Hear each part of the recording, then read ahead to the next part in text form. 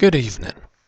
I was a pastor, and I've met many a priest, and I've met many a person that has attempted to use the render unto Caesar what is Caesar's for some pretty nasty stuff. Allow me to try to use it for something a little better. Caesar, to me, is any world government, any country's government, city, nation, church government for that matter. God is love. 1 John. God is love. 3-word sentence. Very few pastors or priests ever preach on it, specifically on it. Well, tonight I'm going to talk about it. If we render unto God what is God's, we have to render love to God, because that's what God is. It's all that God is. If we take up arms, as in rifles, bullets, machine guns, control panels that control drones, any weapons of destruction, we render unto Caesar, and we kill. This is not love. So you aren't doing what you're supposed to do if you kill. Do you realize that in the original game plan, according to the Judeo-Christian sacred scriptures, nothing was supposed to die? All of the food was seed-bearing or fruit or grass. Yeah, it wasn't until about Genesis 9 that we were allowed to eat meat, and the animals would live in fear of us. Until then, when we were righteous with God, apparently there was no death, there was no killing, there was no shedding of blood. The farther we got away from God, the more that happened. But the mythology, remember, I'm not a literalist, folks. I may be a fundamentalist. God is love is as fundamental as you can get, but I'm not a literalist. I'm a thinker. And when we were closest to God, we were closest to nonviolent. Nothing had to die for us to live. We didn't even, if you read the story, folks, we ate fruit and seeds, and we didn't wear clothes. That means nothing died for us to live. At least that's the ideal. Did it ever happen? I don't know. I'd like to think it did, but I can't prove it.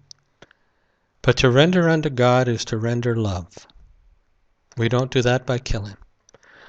We don't do that by building up huge walls, sometimes called the Berlin Wall, sometimes called a national border, sometimes called a security gate, sometimes called my front door. We don't do love and we don't render to God by separating people. Certainly not in the Middle East, not in the Philippines, not in Canada with the reserve system. Didn't work in South Africa. Doesn't work anywhere. Just produces hatred and death and violence. So let's render unto Caesar what is truly Caesar's. And as we need roads and we need water to our houses and we need infrastructure, we owe Caesar taxes. Fair enough. Pay them. We owe Caesar honesty. And we owe Caesar to obey the laws that do not contradict the laws of the universe, or the laws of God, if you want to put it that way. Which means that we can do a lot of things for Caesar. We can work for Caesar. We can pay taxes, we can build roads and infrastructure, but we really shouldn't kill for Caesar. For God, we do everything else. We show love, we show respect, we show honor. We create life and love rather than hatred and death. At least that's what we're supposed to do. Now, in case you think I am some self-righteous hypocrite, I got to tell you right now that I'm having trouble with my neighbors. I've got to the point where I can like the two that are the biggest problem, the two families. It's easy for one of them because he's a nice guy who just happens to be an alcoholic, and sometimes he gets loud and crazy. Him I can love and have compassion for. I can even show him some friendship. The other neighbor is a family that isn't very nice. They threaten our lives, my wife and I, so. They have done a lot of nasty things, and I'm working real hard to get to the point where I don't hate them. But I'm working on it, and it's not there yet, but I'm working on it. That's another thing that we owe God. We are followers of the way, if you are a Christian, in any case. And that means that you're working at it. Not perfected, but working at it. Buddhism teaches the same thing, that you are working at it. Judaism teaches that you can become perfected. Islam, you got to work at Islam too. So we owe God effort. We owe God our heartfelt attempt to become perfected. That's what we owe God.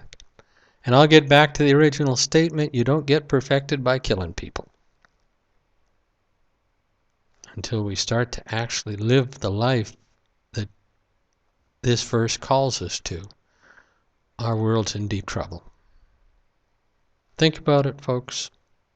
I love you. Good night. Bye-bye for now.